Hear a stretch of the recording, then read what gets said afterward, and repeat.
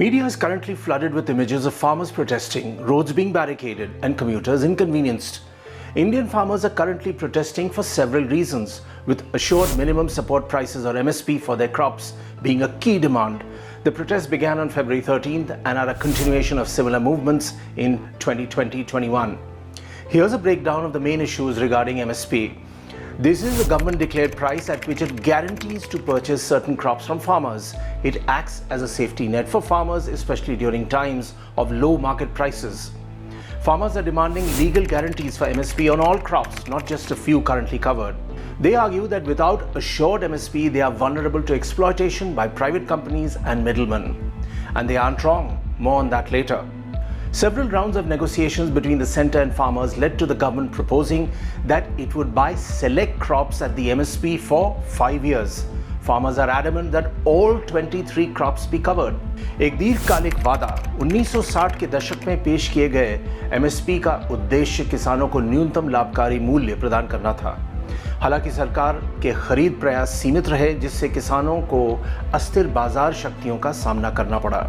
2014 से पहले प्रधानमंत्री नरेंद्र मोदी ने उत्पादन लागत का 1.5 गुना MSP निर्धारित करने की स्वामीनाथन आयोग की सिफारिश को लागू करने का वादा किया था, लेकिन ये वादा अब तक पूरा नहीं हुआ है। Why do farmers need MSP? Farmers lack control over market prices, leading to potential losses and debt burdens. Unregulated markets pose a risk, making MSP a crucial safety net.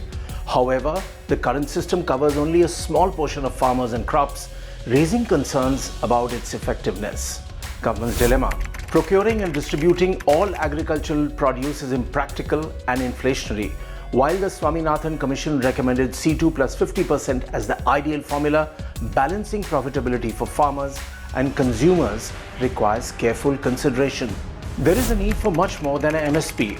Crop insurance, the schemes need to be more and better. Direct income support, farmers need to be helped by direct cash transfers, especially when their crops are destroyed by weather, something they don't have control over. We've been hearing about growing diverse crops for donkey's years, but unless the government incentivizes it, farmers won't grow different crops. Technology can play a very important role here.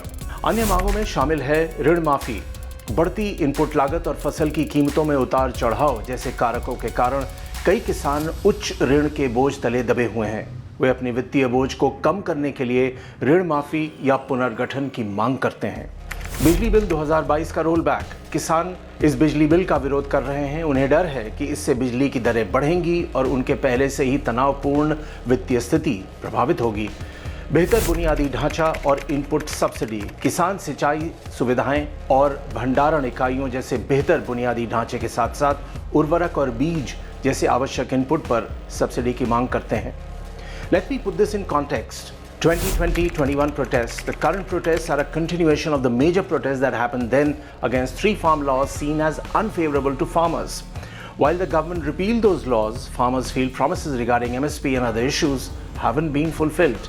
Economic challenges. Indian agriculture faces various challenges including rising input costs, volatile market prices, and inadequate infrastructure. Farmers feel their livelihoods are threatened by these factors, leading to the current protests.